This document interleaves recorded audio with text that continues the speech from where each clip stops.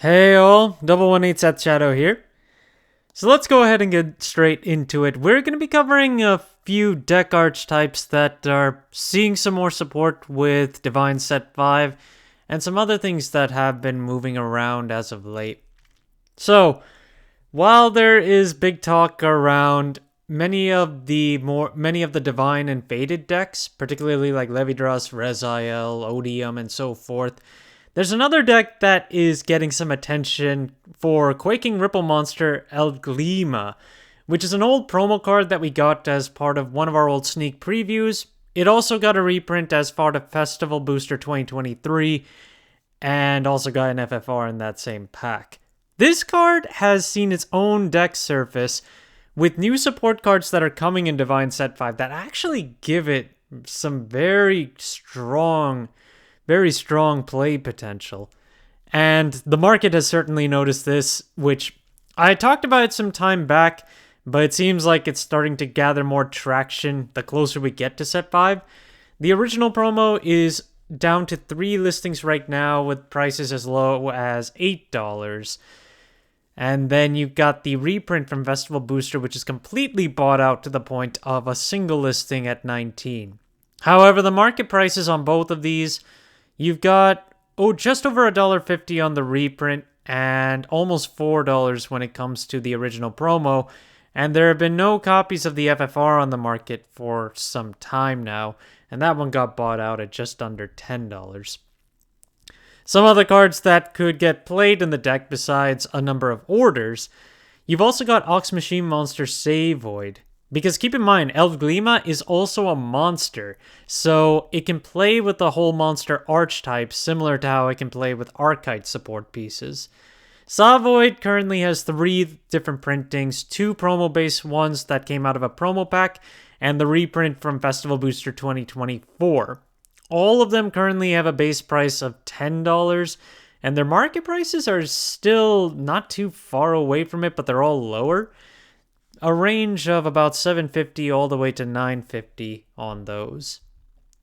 Then you've got Torrential Energy Research, which now that we have 3 decks that can play this card, it's no surprise that its rare has been holding at around $2 and higher, and even the market price is now a solid $2 plus. And the FR is still on the market. There have been more of them that have come up, but the price has seen a decline on that to a base of $15 and a market price of $17.50. So the massive hype on the card is gone, but it's still a decent price. Then there's also The World is a Blue Research Lab. While this card is intended to be specific to EVA, Eledglema can actually play this due to the fact that it's able to just put orders without actually going through the play process. So this is a potential card to consider for the deck too. It does have a triple drive booster reprint in addition to its original Set 8 printing, and it's got its FR from Set 8 too. You can pick this card up for about $2, and then the FR is available for almost $5, with the market price also being just a little higher than that. When it comes to Resil, there are a few cards to go over as well, like Saragon, which has notoriously just been a really expensive and really popular generic to play for Cater Sanctuary, and it still is, with the only restriction on it being that you can't play it with Luard, which hampered a good amount of its value, but with Resil Vita coming, we're seeing a bit of a resurgence. But we do have a solid amount of listings on it right now. 7 listings right now on the regular promo, while we have 10 listings on the foil. Both of them are above their market prices, but I'd say it's pretty reasonable. There's a difference of about $10 between the two on the base listing, but the market price listings, those are a difference of about $4. Knight of Bowstreak's Nilberis, which is a specific Resil support card, has seen a massive buyout on all 3 of its rarity printings. And now the lowest listing available on the triple rare is currently $35, while there's only 1 listing on the silver rare at $45, and the FFR is available for almost $57. And these are way higher than what their market prices are right now.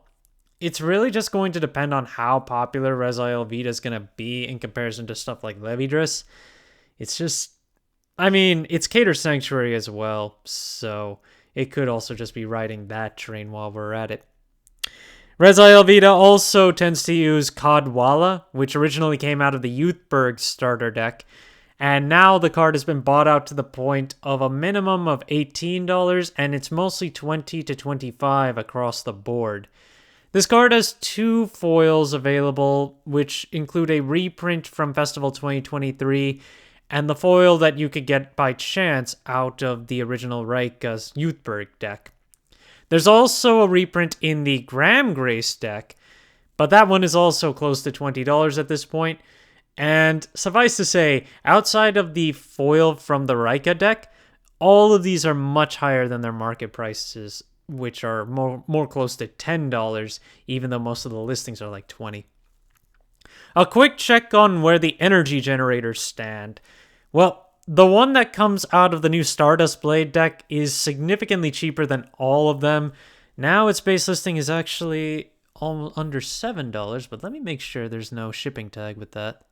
Oh, but there are tons of them. The lowest listing is $7 with 30 copies available, followed up by another one with 31 copies available at the same price.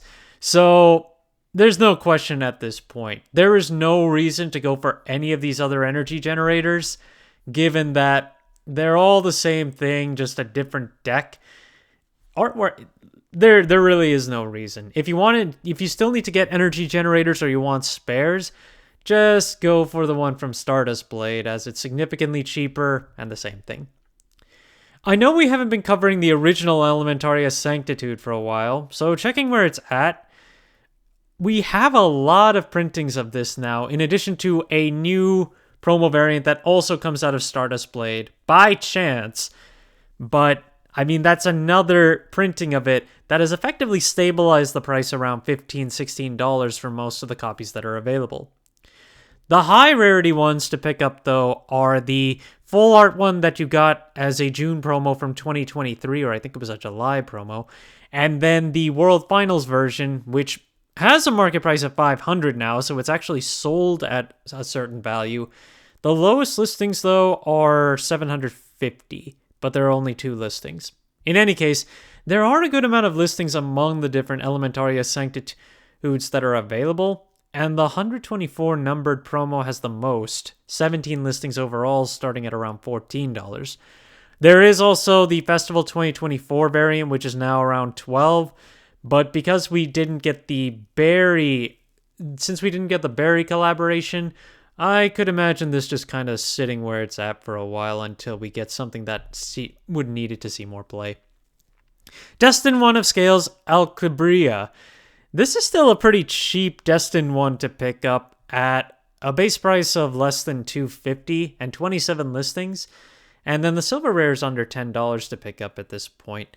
The FFR is in the $30 range, while the secret rare is at $150 for its base price, which is currently lower than its market price. That's in the $170s. Conceited Noble Philander. Don't be too deceived by the lower prices that you're seeing here. There are only 2 listings that are underneath $30 right now, and a combined total of 3 copies between them. Otherwise, the market price and volume on this card has been pretty strong, where the market price has taken a pretty substantial increase ever since November, going from about $26 to over $33. And volume on this card, it's been selling a pretty consistent 5 to 6 copies during each period. And other listings besides the ones under 30, they're $33 onward. So this card is still pretty expensive to pick up, but there is an opening here if you do need to pick this up. Then another card is Aura Battle Princess Lilf Royale, which when Prison first got new support as part of DivineZ 2, many of these prison cards saw a value spike increase, and this was one of the biggest ones given that it was not heavily paid attention to initially. Currently, the double rare is still on the market for around $10, higher than its market price of $850-ish, and the FR has no copies on the market right now, at a market price of 1130. So while Prison is not considered one of the bigger, more popular decks of this format, it's still a strong deck overall. So, I mean, not much else to say about it. Given that this card has been neglected for a while, I'd say the price is in a decent position. But it's a double rare, so I almost feel like it should be a little lower. A quick look at the BSRs available for Balsagra's different arms. So let's just go quickly and take a look. We've got the Shield, which is currently at one listing at $75. The Gun is available for $20 with 8 listings. The Sword is at $30, 7 listings there. And then we get to the cheaper ones, which are also very easy to pick up. The Hammer is available for as low as 50 cents, and the Axe is available for just under $250. The Spear has 2 listings available at $170 onward. This is the only one that's above $100, and heck, even above $150. The Shield and the Spear are definitely the biggest ones to consider, while the Sword is the runner-up to both of those. And then the Gun gets some coverage, given that it is a little bit harder to pick up since it's from Festival 2022. And the last thing I want to talk about today is Clarissa. So, Bushiroad made an announcement that Clarissa is going to be getting a new tournament promo sometime in the future, but we don't know. I don't think they revealed what it does yet. But there has been some response to that news on the market where the Festival 2023 Dress Up Triple Rare is now off the market with a market price of about $8. And the original LSR has been bought off the market as well, but with 2 listings left starting from $400. The market price on that is in the 70s. Not much, though, on the FFR of the dress-up variant, though. There are still 9 listings there at $60 and a market price of about $58. See if I can get some more detail here. Yeah, the LSR original, 2 listings for $400. The FFR dress-up, 3 listings for $60 at the lowest. And if we take a look at the history on the sold-out dress-up, it sold as high as $10. And I mean, Clarissa, despite the fact that this card has not been seeing a lot of great support, it's still popular amongst players, and because of its short printing overall, it's maintained its value as about a $6 to $8 card this whole time.